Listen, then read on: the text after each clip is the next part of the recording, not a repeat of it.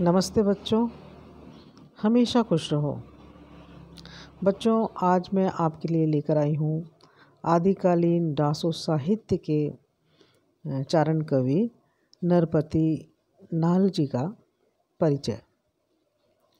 बच्चों, आप जानते हो कि आदिकाल में अधिकांश जो काव्य रचा गया वो रासो काव्य था और रासो काव्य बहुतायत में रचा गया और इसी रासो काव्य की परंपरा में ऐतिहासिक रासो काव्य के अंतर्गत जो ग्रंथ हैं या जो कवि हैं उनके बारे में आज मैं बात करूंगी। जो आदिकालीन रासो काव्य परंपरा है, ऐतिहासिक काव्य परंपरा में चारण कवियों के द्वारा वीर गाथाओं की रचना की गई और जो चारण कवि थे वो अपने आश्रयदाताओं की प्रशंसा में रचना किया करते थे। इसमें जो हैं एक चारण कवि हैं नरपति नाल और इन्होंने बीसल देव रासों की रचना की थी। तो जो ऐतिहासिक रासो काव्य परंपरा के कवि जो थे वो अधिकतर अपने राजाओं की प्रशंसा में ही काव्य करते थे, क्योंकि उनका उद्देश्य अपने आश्रयदाताओं के शौर्य और ऐश्वर्य की प्रशंसा करना और उसका अतिशयोक्तिपूर्ण वर्णन करना ही उनका उद्देश्य होता था। हालांकि इन ग्रंथों में ऐतिहासिक व्यक्तियों का उल्लेख है, परंतु ऐतिहासिक तथ्यों का अभाव और इनके अंदर बहुत ही है, क्योंकि माना जाता है कि ऐतिहासिक पात्र तो हैं लेकिन जो घटनाएं हैं और जो तिथियां हैं वो इतिहास से कहीं भी मेल नहीं खाती हैं, इसलिए इनकी प्रामाणिकता भी हमेशा संदिग्ध ही कही जाती है। तो जो ऐतिहासिक तथ्यों का अभाव इनमें रहा है और कल्पना की इसमें बहुत अधिकता है, प्रचुरता है, इसी कारण से ही ये इनको ऐतिहासिक भी नहीं माना जा सकता है पूरी तरह से। और इन रचनाओं में जो पात्रों का चरित्रांकन किया गया है और उनके क्रियाकलापों का जो वर्णन किया गया है उससे हमें सामंती जीवन की तो पूरी झलक मिलती है कि वहाँ सामंती जीवन कैसा था, उनके इसके आधार पर हमें पता लगता है। और वीर और श्रृंगार रस की अभिव्यक्ति इन रासों ग्रंथों में प्रधान रूप से हुई है। वीर रस के साथ साथ श्रृंगार रस भी यहाँ पर बहुतायत में देखने को मिलता है। तो जो ये रासो ग्रंथ थे वो ऐतिहासिक पात्रों के ऊपर लिखे गए थे, राजाओं की प्रशंसा में लिखे गए थे, लेकिन इनमें बहुत अधिक कल्पना थी और कल्पना की बहुलता के कारण ये जो थे ऐतिहासिकता उसके अंदर संदिग्ध हो जाया करती थी।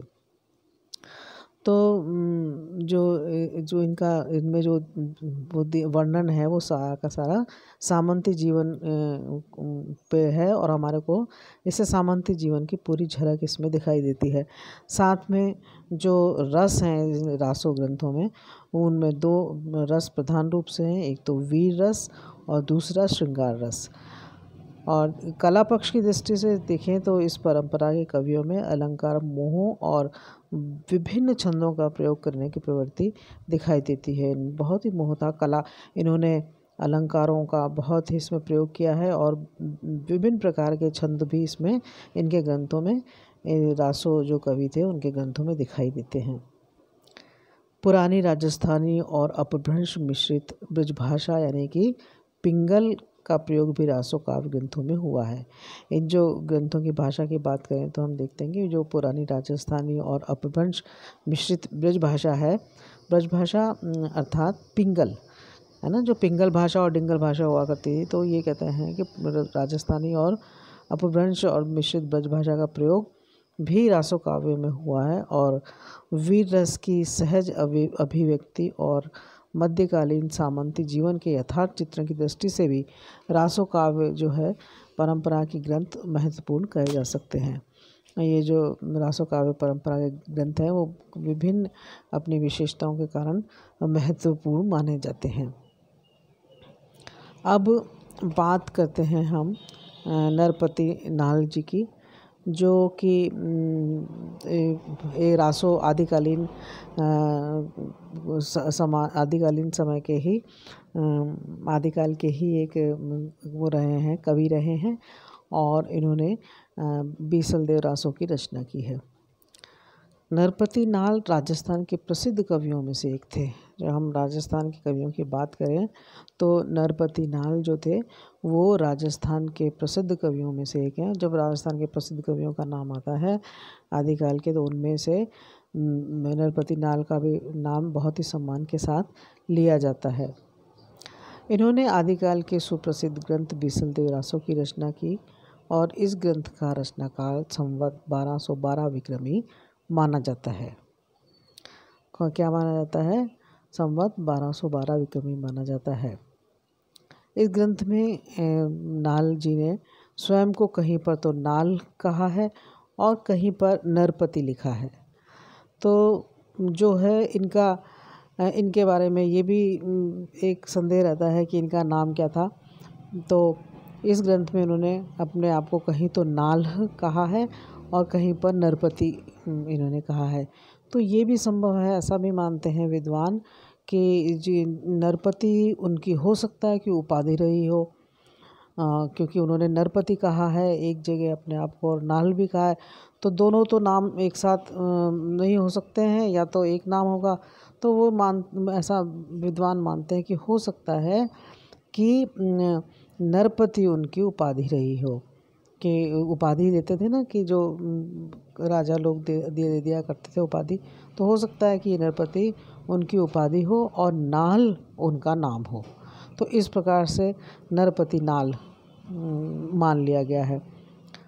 और नरपति जी के जीवन से संबंधित हालांकि अधिकांश बातें अज्ञात हैं कि ये बहुत सारा कुछ इनके जीवन के बारे में हमें मिलता नहीं है और बहुत प्राप्त नहीं हो पाया है। लेकिन फिर भी इनके बारे में कहा जाता है कि ये बहुत प्रसिद्ध कवि रहे हैं राजस्थान के।